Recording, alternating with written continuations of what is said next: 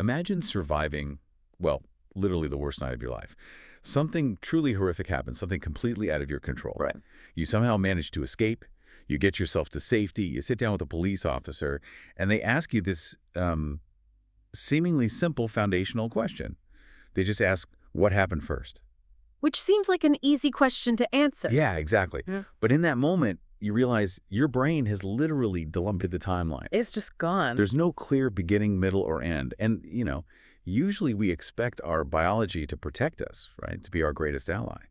So why, in the aftermath of extreme trauma, does the human memory system seem to just completely sabotage the victim? It is honestly one of the most agonizing experiences a person can go through. You're sitting there knowing in your bones that you were profoundly violated, but when you reach for the narrative, it just, it isn't there. Yeah. It feels like a betrayal by your own mind. And that feeling of betrayal is exactly what we're stripping down to the studs today. Welcome to the Deep Dive. We are looking at an incredible stack of source material today regarding the body's memory. Specifically, we're exploring extreme trauma, things like sexual assault, the suppression of memory, and the deeply hidden inner life of survivors. Yeah, it's heavy stuff, but so important. Extremely. And the mission for you, listening right now, is to finally understand the surprising, often totally misunderstood reality of how the human brain actually processes these events. And, more importantly, how society's reaction to that biological process usually makes things infinitely worse. Because the gap between what is actually happening inside a survivor's nervous system and what society expects them to do in the aftermath is massive. It's huge. Right, and it creates this secondary layer of suffering that is, frankly, entirely preventable. Yeah. But we can't stop that secondary suffering until we actually understand the underlying mechanics of what the brain is doing in that exact moment of terror. Okay, let's unpack this, because there is a core paradox in the text that completely upends how we usually think about memory. The foundational premise the source is present is that during a traumatic event, the brain's primary function is survival, not documentation. Exactly.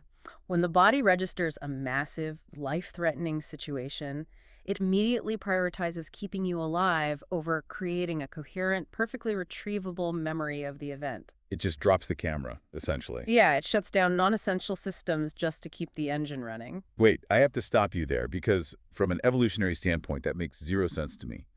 Wouldn't having a high-definition, perfectly sequenced memory of a predator's attack be the ultimate survival tool? You would think so, yeah. Like if I get attacked by a tiger near a specific watering hole, my brain should want like a 4K recording of exactly how the tiger approached, what time of day it was, what the tiger looked like, so I know exactly how to avoid it next time. Why would biology evolve to essentially blindfold us during the most critical learning moment of our lives? It's a brilliant question, and to answer it, we really have to look at the exact mechanism of what is happening chemically in the brain. Okay.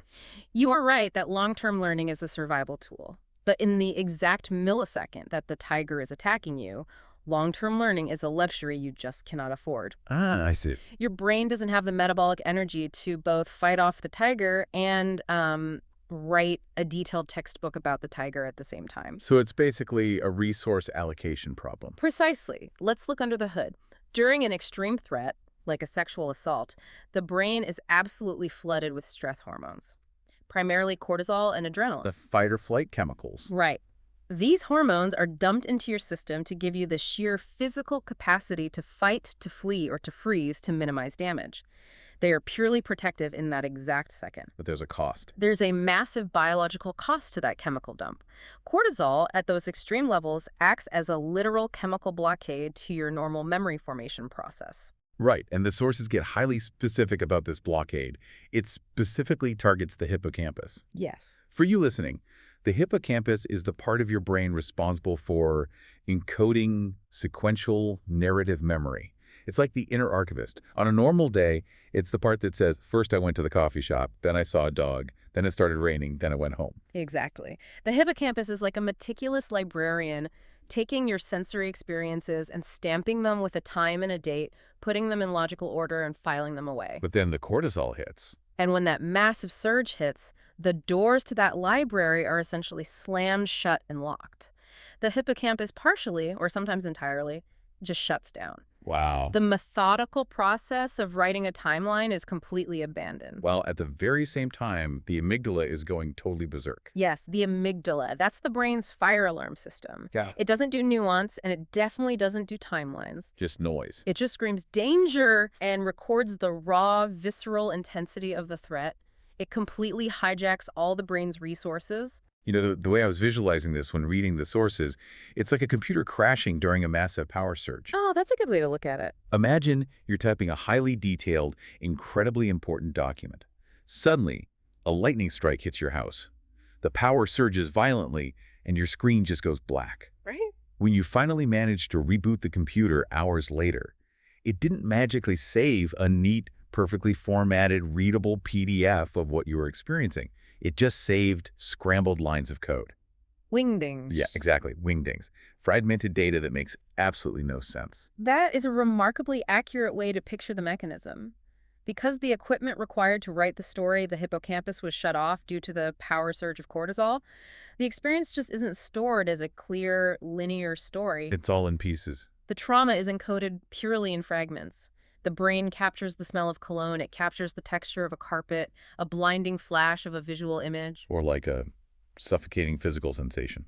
Right, or a profound emotional residue of terror. But it completely lacks the connective tissue of a narrative. And sometimes, the text notes, it's not even fragments. The power surge is so severe that the mind actually enters a state of dissociation. Dissociation is fascinating.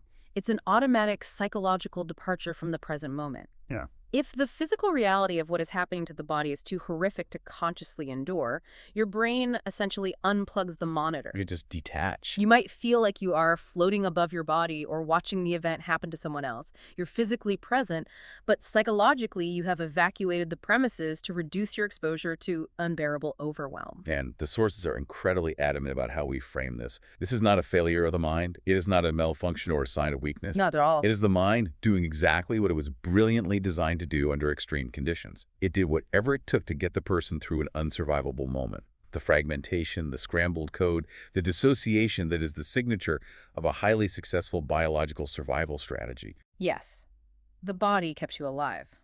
But here is the tragic collision course we face. What happens next? Right. If this fragmentation is a biological certainty, if the brain only records fragments of scrambled code during a trauma, what happens when society demands the survivor read the full, perfectly formatted document out loud? Right. Because, wait, if this fragmentation is a biological certainty, how on earth is a survivor supposed to testify in court? Or even just give a statement to a detective? It's incredibly difficult. Because the entire legal system is based on linear timelines. What time did he enter the room? What did you say next? Where were his hands? If we connect this to the bigger picture, human social and legal systems are entirely built on the requirement of coherent verbal narratives. To hold someone accountable in a court of law, you need consistency. You need a story. You need sequential facts, you need an unshakable timeline, and that is precisely what trauma biology chemically disrupts. So the survivor is essentially trying to do the impossible. They're trying to translate raw, terrifying, nonverbal sensory data into the English language. Exactly. And it's a task the brain was never designed to perform easily. So when a survivor takes the stand or sits in an interrogation room, their accounts can feel incredibly incomplete. They might jump around chronologically. They might seem inconsistent, even to themselves. They are desperately trying to weave together an isolated physical sensation with a flash of emotion into a coherent story. And because the hippocampus didn't stamp those files with a time and date, the thread just keeps breaking. So what does this all mean for a survivor in that legal setting? Are they essentially being penalized by the justice system for having a functioning biological survival instinct? Tragically, yes. And this brings us to what the text calls the injustice of traumatic forgetting. Think about your computer analogy. The justice system is essentially acting like an angry IT guy. Just yelling at you for losing the file. Furiously demanding to know why you don't have a perfectly formatted, time-stamped PDF, completely ignoring the fact that lightning just struck the building and melted the server. God, that is a cruel irony. These fragmented, broken memories, the fact that a survivor can only remember, like, the smell of alcohol and the pattern of the wallpaper. Yeah. Those fragments are literal biological proof of the trauma's severity. They are the chemical signature of a profound injury. Yet in a courtroom, A defense attorney will weaponize those exact fragments as signs of unreliability, Absolutely. They will say, if you can't even remember what time it was, how can we believe anything you're saying? which is just maddening. It creates an almost universal sense of self-doubt in the survivor. The neurobiological processes that protected them during the event become the exact thing that breeds profound injustice afterward. The body's emergency response system was built for survival. It was absolutely not built for justice. Built for survival, not for justice. Yeah. That is an incredibly heavy realization. But the text doesn't stop there. No, it goes deeper. The failure of the legal system is one thing. We almost expect large institutions in courtrooms to be cold, bureaucratic, and adversarial. But the sources dive into a secondary trauma that is honestly just as heartbreaking. Yeah, the interpersonal failure. Right. It's the failure of the survivor's immediate environment, their friends, their family, their colleagues. That creates an even deeper, more personal injury. Yes. The sources outline a profound psychological parallel here that we really need to understand. Think about how the traumatized nervous system responded to the violation. It fragmented. Right? It fragmented, it suppressed the timeline, it made articulation incredibly difficult. Now look at how the people in the survivor's life often respond when the trauma is finally disclosed. Here's where it gets really interesting and honestly deeply uncomfortable for all of us to look at. The environment literally mirrors the body's suppression. Precisely. Imagine a family dinner. A survivor takes an enormous risk and hints at what happened to them, or maybe even outright states it. And what happens? Someone panics. An uncle awkwardly changes the subject. A parent offers a shallow, minimizing platitude like, well, thank God it wasn't worse. At least you're safe now.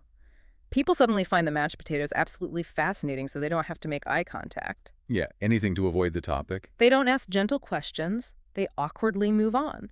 They treat the catastrophic event as something infinitely smaller than what it actually was. And the text argues that this specific mundane avoidance creates what is called the double wound. A double wound, yes. When your family or friends fail to hold the event with the full weight and horror it deserves, the survivor internalizes a completely devastating false conclusion. They sit there at that dinner table, and their brain does this terrifying calculus. And the conclusion is always the same. If I mattered, someone would have stopped eating. Someone would have shown up fully. No one did. Therefore, I do not fully matter. And because that message is coming from both the outside, the lack of support from loved ones, and the inside, their own suppressed, fragmented memory, it bypasses all logic. It just sinks right in. It doesn't feel like a temporary emotional wound. It becomes embedded in their nervous system. It feels like an objective, undeniable truth. The survivor is left holding the original terror of the trauma, plus the false, hardening conclusion that their pain simply wasn't significant enough for anyone to care about. It's totally counterintuitive. We usually think the trauma itself, the actual night of the assault, is the primary lasting injury. Of course we do. But the text suggests that the absence of an adequate reaction from the people around them is what actually solidifies the trauma into a permanent belief of unworthiness. It's the void of a reaction that acts like wet cement, hardening around the victim and trapping them. It is an insidious, quiet dimension of unwitnessed trauma. And the text introduces a specific, very poignant French-derived word for this felt sense, being bénonce. Bénonce. Yes, it means feeling profoundly unacknowledged, passed over, treated as less significant than what actually happened. It is not a loud, dramatic, screaming feeling. It just lives inside the person as a quiet, persistent diminishment of self. Every time someone awkwardly changes the subject, every time a friend says, you just need to focus on positive energy, that wet cement hardens a little more, that diminishment deepens. So let's look at where this leaves the survivor. They are isolated. They are carrying this heavy, false belief of unworthiness. They are holding fragmented, terrifying pain that the legal system calls a lie and their family refuses to acknowledge. They're completely cornered. The survivor's psyche is pushed into a suffocating corner. And the brain, being the ultimate survival machine, develops yet another highly complex, totally counterintuitive defense mechanism to cope with all of this. This part of the source material completely blew my mind. You're referring to the paradox of empathy. Yes, the fact that survivors sometimes feel empathy or even deep sorrow for the perpetrator, for the person who inflicted all this horror on them. It sounds so backwards. On the surface, if you don't understand the mechanisms we just talked about, that sounds like Stockholm Syndrome. It sounds deeply unhealthy, or even like a betrayal of themselves. But the text asks us to look at this with so much more nuance. It does. And it starts by validating that, objectively speaking, this empathy isn't always factually misplaced.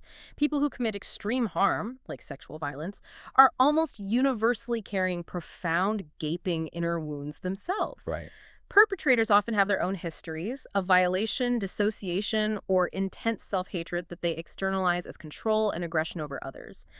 The internal world of a perpetrator is generally a very dark, very broken place. But the text is incredibly careful to say that a survivor recognizing the perpetrator's brokenness isn't just about the survivor being a radically forgiving, saint-like person. Not at all. It's not about taking the moral high ground. It actually functions as a deeply protective psychological mechanism for the survivor's own mind. What's fascinating here is how empathy, which we usually celebrate as a purely positive connecting trait, can act as an unconscious shield.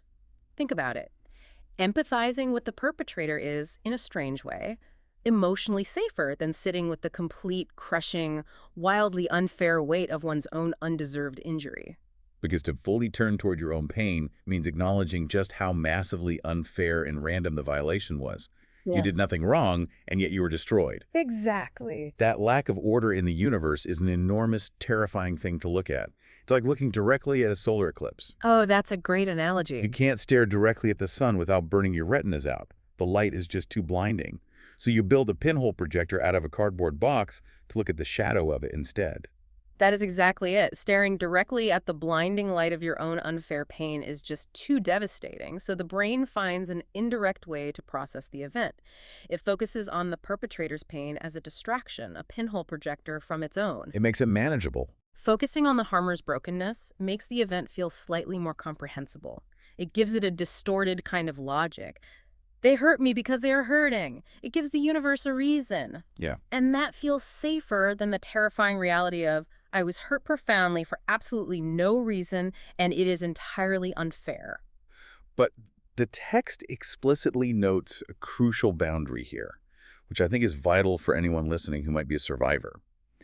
Empathy for the harmer and full acknowledgement of one's own injury are not mutually exclusive. Both can exist in the same room. Absolutely. Understanding why a perpetrator did what they did does not validate what they did. The perpetrator's suffering does not cancel out the survivor's pain. Not even a little bit. It doesn't diminish it by a single fraction. The text insists that the survivor's pain deserves equal, if not primary, recognition. The shield of empathy helps them survive, but eventually they have to be able to look at their own wound. Which brings us to the ultimate question. We've deconstructed the biology shutting down the memory. We've looked at the legal system weaponizing the fragments. We've looked at the family failure. Right, family and friends minimizing the event, creating the double wound. And we've looked at the survivor's own mind, building shields of empathy just to survive the isolation. With all of these mechanisms working against them, how do we actually help? What is the actual cure for this layered, fragmented wound? It is the most important question we can ask. And the source material is brilliantly clear about what the antidote is and perhaps just as importantly, what it isn't. Right. The cure is not just traditional talk therapy where you try to force a timeline. It is not finding a logical explanation. It is certainly not the old cliche of just giving it time. The true antidote is witnessing. Witnessing. It's such a passive-sounding word, but the way the text describes it, it's an incredibly demanding action. It is exhausting, profound work. Witnessing requires someone to meet the full weight of the terrifying event with absolute presence. You have to stand there with the survivor and look at the scrambled code, the wingdings, the horrific fragments without flinching. Just looking at the mess. And crucially, without rushing to resolution. Yep. You cannot ask the survivor to make their story more digestible or more linear just to make yourself feel less anxious. The implicit message of witnessing is so powerful. By just sitting there in the mess, you were essentially telling them, this happened, it was real, it mattered, you mattered, you did not deserve a single second of it, and I am not going anywhere until you know that I know that. You are refusing to look away. You are stopping the wet cement of the double wound from drying. The healing, as the text beautifully puts it, is not found in creating a coherent story. The trauma biology robbed them of that coherent story. The healing is found in the coherent presence of someone else. Coherent presence. Someone who can bear to stand inside the incoherence with you. I really want you listening right now to let that sink in, because this applies directly to you. As a friend, as a partner, as a colleague, If someone trusts you enough to disclose a trauma to you, you don't need to fix their fragmented memory. No. You don't need to play amateur detective and figure out the timeline. You absolutely don't need to find the silver lining or the life lesson. Your only job is to provide that coherent presence and bear witness. Wow. You just have to be the person who refuses to look away. This raises an important question, though, doesn't it? Oh, definitely. We know that true healing requires a human being to sit with us in the messy, unresolved, dark incoherence of pain. But look at where society is heading right now. Oh, I know where you're going with this. We are seeing a massive explosion in AI chatbots being used for mental health and therapy. People are pouring their deepest traumas into algorithms because algorithms are always available and they never flinch. Wow. Yeah, algorithms never get awkward at the family dinner table. They always know exactly what to say. Right. But if the core of the double wound is the feeling that I wasn't significant enough for a real person to show up and bear the weight of my pain, can an algorithm ever actually provide witnessing? That's a huge question. Or is outsourcing our trauma to AI just the ultimate, most tragic form of moving on? Are we just creating a perfectly engineered simulation of empathy that leaves the survivor entirely unwitnessed by another human soul? That is chilling. It's the ultimate false cure. It gives the illusion of a presence without any actual human weight behind it. It's just a machine generating text, not a person bearing the emotional cost of sitting in the dark room with you. Something for you to deeply mull over as you think about how you show up in person, in reality, for the people in your own life. Thanks for taking the plunge with us today on The Deep Dive. We'll catch you next time.